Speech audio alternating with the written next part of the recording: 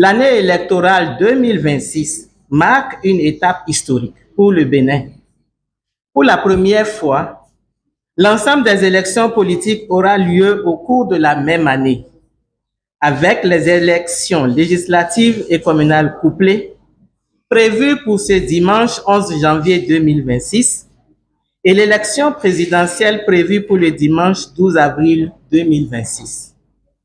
Ces échanges électoraux se tiendront dans un climat national marqué par de profondes réformes politiques, institutionnelles et électorales engagées ces dernières années.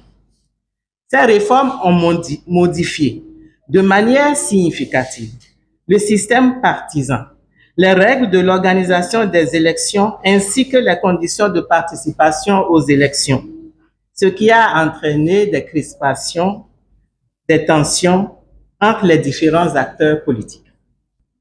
Par décision rendue publique le 15 octobre 2025, la Haute Autorité de l'audiovisuel et de la communication a réglementé à titre exclusif les activités des médias durant la campagne.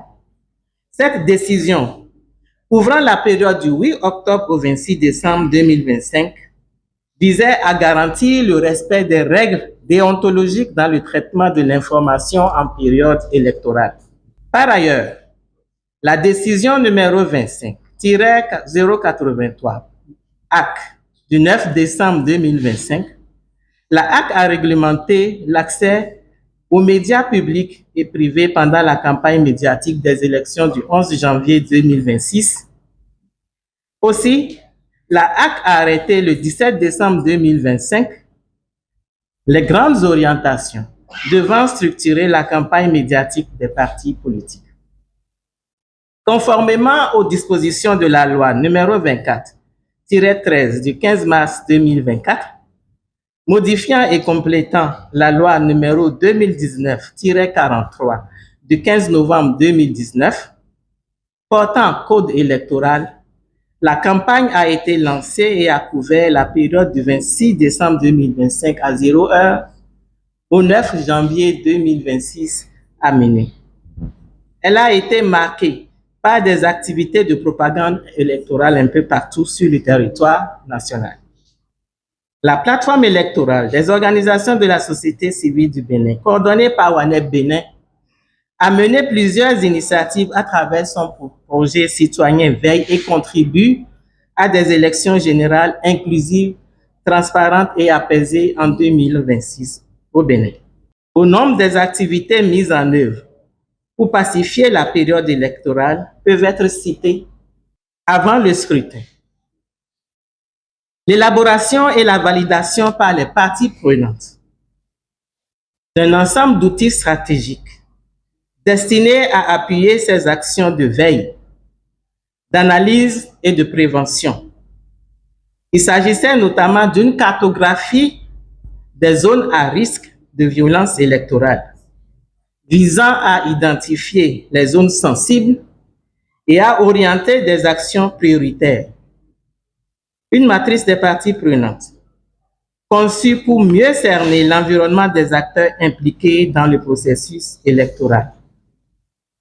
Une analyse des facteurs de risque internes permettant d'identifier les étapes critiques du processus à surveiller de près, ainsi que des indicateurs de suivi de la violence électorale, aussi bien en amont qu'en aval des scrutins, afin d'assurer une remontée d'informations fiables et structurées depuis le terrain. La formation et le déploiement de 77 moniteurs de suivi du processus électoral depuis juillet 2025, à raison d'un moniteur par commune pour suivre et rapporter toutes les activités liées au processus électoral sur la base des différents indicateurs mis à leur disposition. La mise en place et le lancement d'un groupe national de réponse électorale, GNRE, le 24 juillet 2025, qui est un creuset multi-acteurs, étatique et non étatique clé pour contribuer à l'atténuation des risques et menaces de violence électorale par l'analyse conjointe et la formulation des recommandations réponses possibles. La réunion de briefing préélectoral du groupe régional de travail sur les élections du Bénin le 25 juillet 2025, qui est un creuset stratégique rassemblant les acteurs régionaux et nationaux impliqués dans la mise en œuvre du sous-projet suivi, analyse et atténuation de la violence électorale IMAM, qui a facilité une analyse collective du processus et favorisé des interventions coordonnées et soutenues de diplomatie préventive.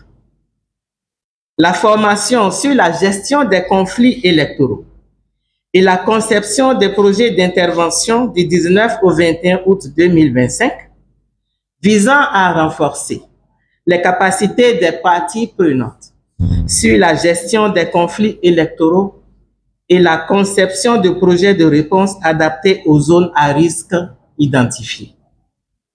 Un atelier méthodologique avec les parties prenantes pour le suivi citoyen et l'affichage de la liste électorale informatisée provisoire le 19 septembre 2025 aux fins d'accompagner les citoyens et l'ANIP pour l'obtention d'une liste électorale informatisée la plus consensuelle possible.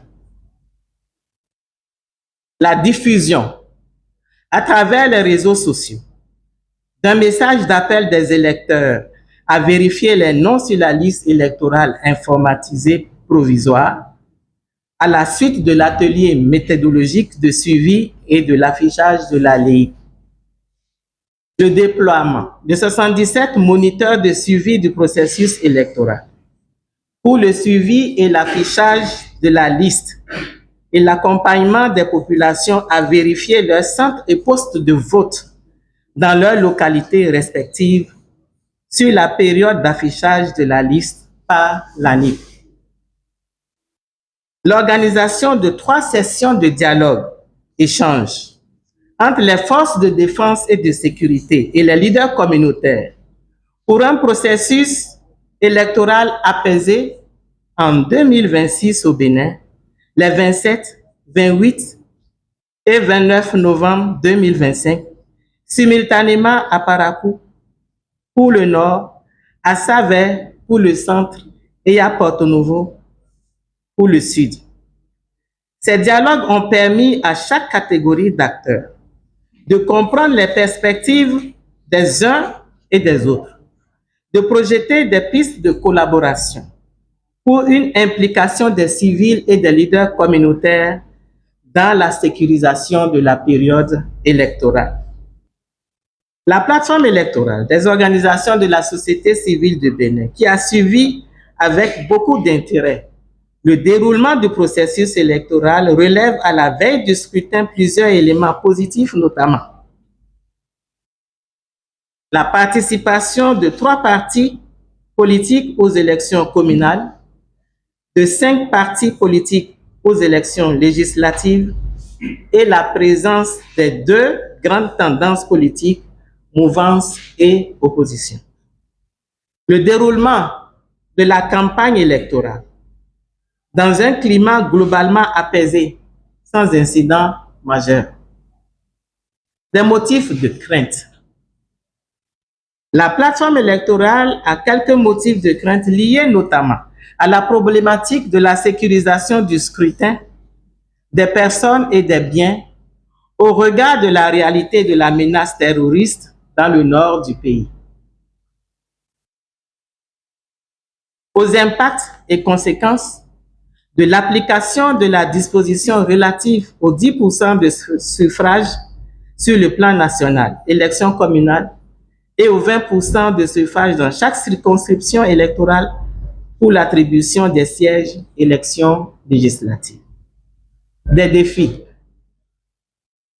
La plateforme électorale des organisations de la société civile du Bénin note quelques défis liés notamment à la nécessité d'endiguer les actes de fraude électorale la tenue et la sécurisation du scrutin et des personnes dans les zones en proie à des attaques de groupes armés terroristes, la participation massive des électeurs au scrutin, la disponibilité ininterrompue des services de téléphonie mobile, l'autocontrôle des opérations de vote par tous les partis politiques en lice afin d'éviter la fraude électorale.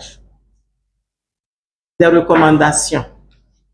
Au regard des éléments de crainte et des défis mentionnés, la plateforme électorale des organisations de la société civile recommande pour un bon déroulement du scrutin et une période post-électorale apaisée, recommandation à la Sénat de veiller à l'ouverture à l'heure des postes de vote, veiller à la disponibilité du matériel électoral en quantité suffisante dans tous les postes de vote tout le long du scrutin,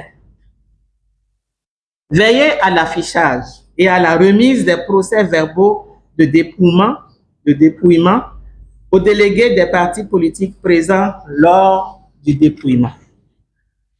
Aux partis politiques en lice, prendre toutes les dispositions nécessaires pour déployer des délégués dans tous les postes de vote pour un autocontrôle du déroulement du scrutin et du dépouillement tant au niveau des postes de vote qu'au niveau des coordinations d'arrondissement et de zone.